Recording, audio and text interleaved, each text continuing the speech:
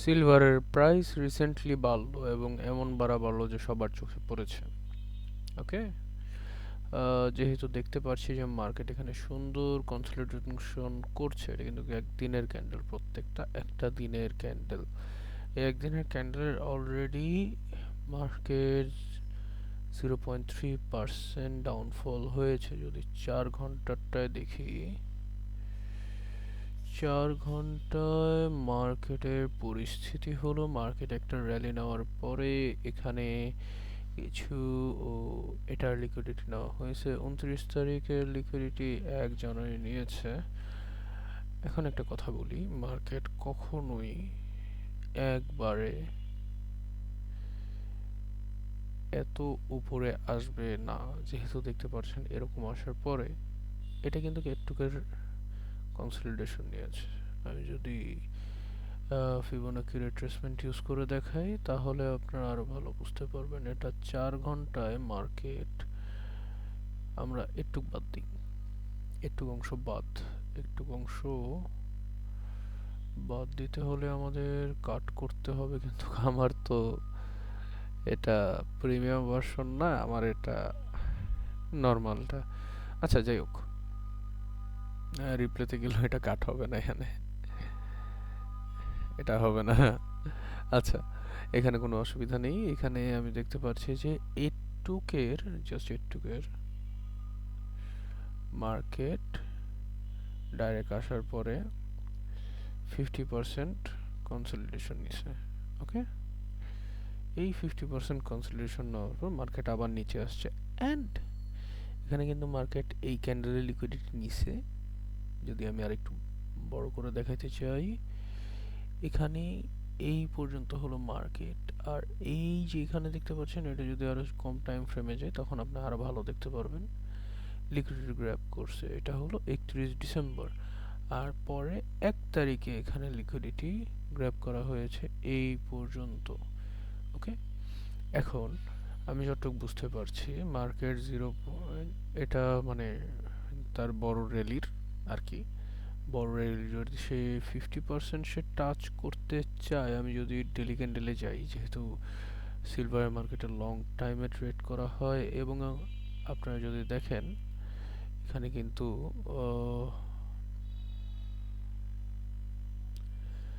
এই লিকুইডিটি কিন্তু এখনো গ্র্যাব করা হয়নি। মার্কেট চেষ্টা করেছে, এখনো পারেনি। হয়তো আজকে অথবা কালকের মধ্যে এটা গ্র্যাব করে ফেলবে। মার্কেট এটা গ্র্যাব করার পরে মার্কেট আবার নিচে আসবে, সিলভার মার্কেট উপরে যাবে। এত বড় র্যালির পর কোনো মার্কেটই নিচে নামবে না, আর সিলভার আর গোল্ড সবসময় বাড়তে থাকে। সে কারণে অনুমান করা যায় যে মার্কেট এদেরও লিকুইডিটি গ্র্যাব করবে, চান্সেস অনেক হাই। তো আমার এখানে প্ল্যানিং হবে যে আমি এখানে যখন লিকুইডিটি সুইপ হবে, স্পেশালি এই জোনে, এখানে লিকুইডিটি সুইপ হবে, মার্কেট এই যদি একটা প্রপার র্যালি নিতে হয় তাহলে এখানে আসবে, নয়তো মার্কেট এখান থেকেই আবার র্যালি নিয়ে আবার আসবে। দুইটার যে কোনো একটা হবে। রাইট নাও সিলভারের মার্কেট কিন্তু বুমিং অবস্থায় আছে। সবাই জানে সিলভারের দাম হুট করে 50-48-এর রেঞ্জের মধ্যে থেকে জাস্ট বুম করছে কয়েকদিনের মধ্যে বুম করে এটা এখন $78 পার আউন্স হয়ে গিয়েছে। So I have a theory, and that theory says that যে মার্কেট এখানে লিকুইডিটি সুইপ করবে। লিকুইডিটি সুইপ করা মার্কেটের ধরন, মার্কেট লিকুইডিটি সুইপ করে, ধরুন এটা আজকের মার্কেট এই পর্যন্ত এসে অথবা এখানে এসে ক্লোজিং দিতে পারে। এরপর মার্কেট এখানে লিকুইডিটি নেবে, এই এখানে লিকুইডিটিগুলো গ্র্যাব করবে, গ্র্যাব করে মার্কেট হয়তো এভাবে এভাবে পড়বে, এভাবে পড়ে সবাই ভাববে যখন যে মার্কেটের ডাউনফল শুরু হয়ে গিয়েছে, তখন মার্কেট কিন্তু এখানে দেখুন 0.5, তো 50% ডাউনফল হয়েছে। এখন এখানে 50% যখন হবে তখন ভেরি হাই চান্সেস যে মার্কেট এখান থেকে বুম করবে উপরের দিকে। এটা একটা পসিবিলিটি। যেহেতু মার্কেট দুই সাইডে লিকুইডিটি গ্র্যাব করেছে এবং যদি আপনি খেয়াল করেন মার্কেটের কিন্তু 0.3 এর নিচে একটা এফভিজে আছে যেটা হলো ডিসকাউন্ট জোন। এটা হলো মার্কেটের একটা ডিসকাউন্ট জোন, অথবা যদি আমি বলি তো এখানে কিন্তু একটা অর্ডার ব্লক বলতে পারেন আপনি, অথবা সাপ্লাই বলতে পারেন, নাম ডাজেন্ট ম্যাটার। এখানে আমরা নাম বুঝবো না, এখানে আমরা বুঝবো যে এটা কিভাবে হলো। এখন মজার বিষয় হলো যে এই ক্যান্ডেলের মধ্যে কিন্তু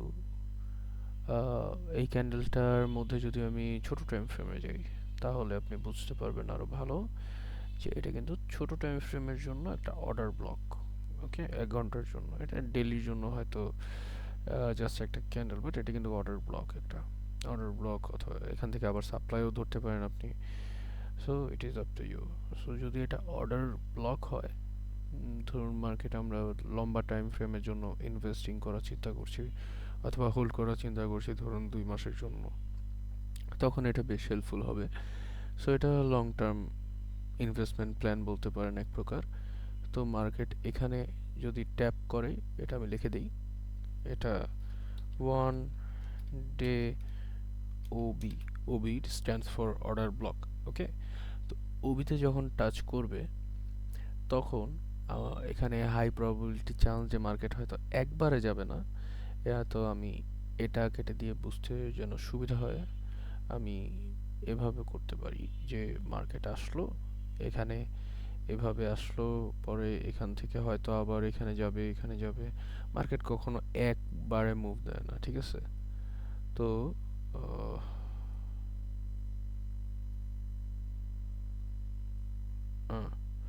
ওকে, সরি, এখানে একটু হিজিবিজি হয়ে গেছে।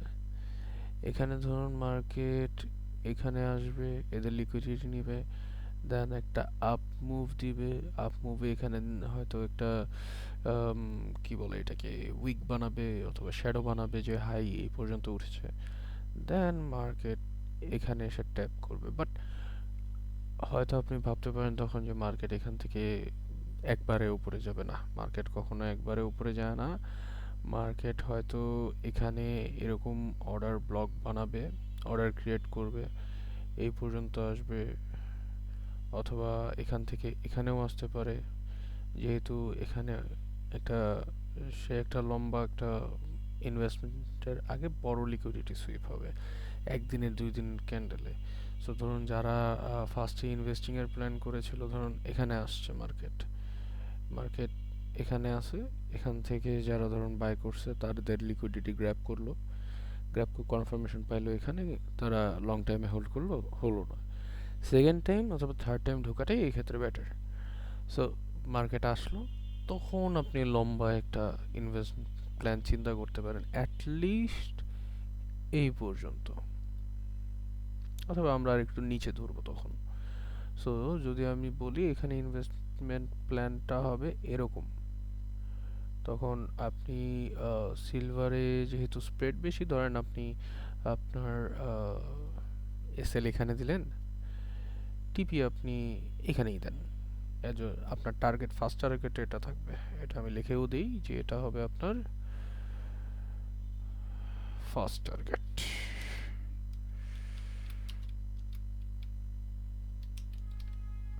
ফার্স্ট টার্গেট আপনার, আপনার ফার্স্ট টার্গেট অথবা আপনার ফাইনাল টার্গেট বলতে পারেন, অ্যাচিভ হওয়ার পরে যদি মার্কেট উপরে যায়, যেতে থাকুক, এটা আপনার ইস্যু না, আপনি টিপি দিবেন না তখন আর।